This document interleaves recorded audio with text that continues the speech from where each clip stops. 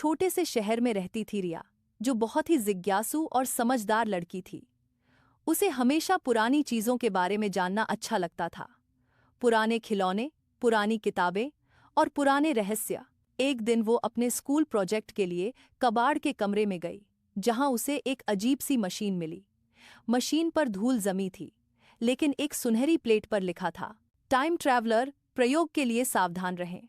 रिया की आंखें चमक उठीं। ये तो शायद समय में घूमने की मशीन है, उसने उत्साह से कहा।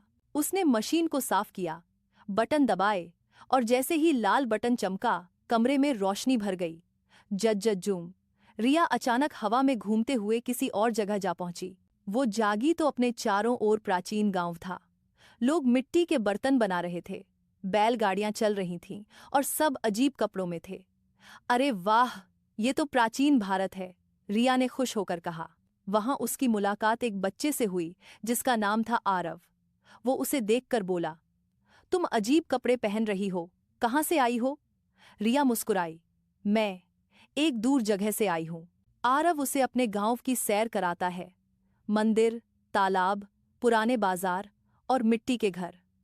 रिया हर चीज देखकर हैरान थी। लेकिन तभी आसमान में काले बादल छा गए और जोर की आंधी आने लगी। लोग घबराने लगे, ये तो उस पुराने श्राप की निशानी है, किसी ने कहा। रिया को याद आया, उसकी मशीन में एक टाइम स्टेबलाइजर था जो खो गया था।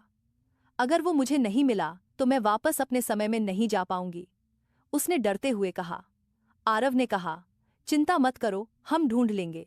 दोनों बच्चे तूफान में निकल पड़े, जंगल पार किया, पहाड़ी चढ़े, और अंत में उन्हें वो चमकता हुआ उपकरण मिला। रिया ने टाइम मशीन में उसे लगाया और जैसे ही उसने बटन दबाया, धड़ाम, मशीन घूमी, रोशनी चमकी और सब कुछ धुंधला हो गया। जब रिया ने फिर आंखें खोलीं, वो वापस अपने कमरे में थी। सब कुछ सामान्य था, बस उसकी नोटबुक में एक छोटा सा मिट्टी का बर्तन रखा था, जिस पर लिखा था, दोस्ती समय से भी बड़ी होती है। आरव। रिया मुस्कुराई। उस दिन से उसने तय किया, वो सिर्फ सपने नहीं देखेगी, बल्कि हर सवाल का जवाब खोजेगी।